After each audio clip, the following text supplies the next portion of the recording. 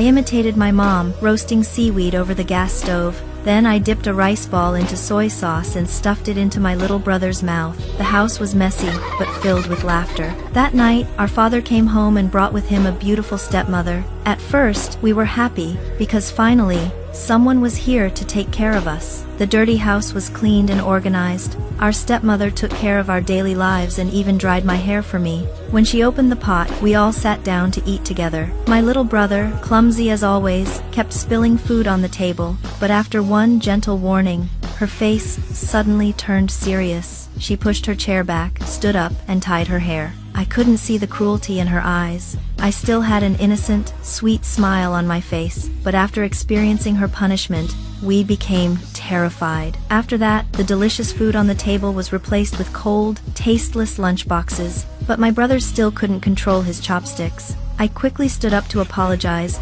promising to teach him properly, but my stepmother hung up the phone, tied her hair again. From that day on, the lively, cheerful me became dull and lifeless. Sometimes I even turned back after reaching the school gate. The police didn't care that I was being abused. When the child protection workers came to ask questions, I stayed silent. Later, the police and the child protection staff came to our house. My stepmother smiled brightly. Faced with her fake kindness, I stepped back in fear. There was no warmth in her hug. Seeing her gentle behavior, the adults believed I was lying. As soon as they left, her expression changed instantly. My brother ate plain leftovers, while I knelt at the doorway with my hands raised. My brother covered his ears, but only a wall separated him from the bathroom. Every one of my screams tormented him. My father also grew tired of us, but he could do nothing, because the subsidies were under our names. They had to keep us to keep the money. The next day, I went to my teacher, hoping for help. Even though she saw the marks on my neck, she didn't intend to help. My brother suggested we find the staff from yesterday.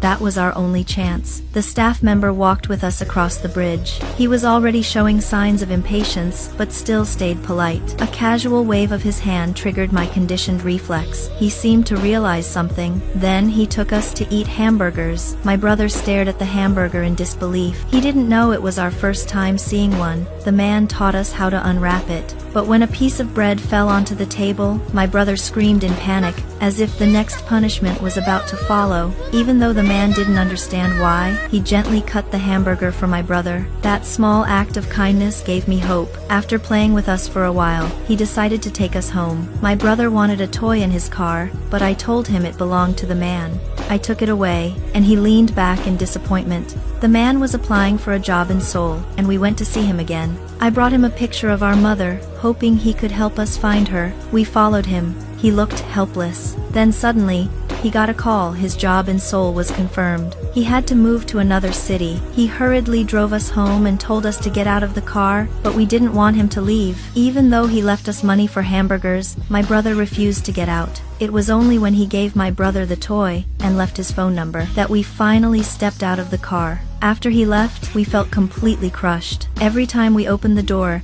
it felt like walking into hell. My stepmother found his business card and thought we had reported her again. In my desperate gaze, she tied her hair once more. She and my father were eating, while I collapsed on the bathroom floor. She hated us, and so did my father. At that moment, I truly understood what despair meant.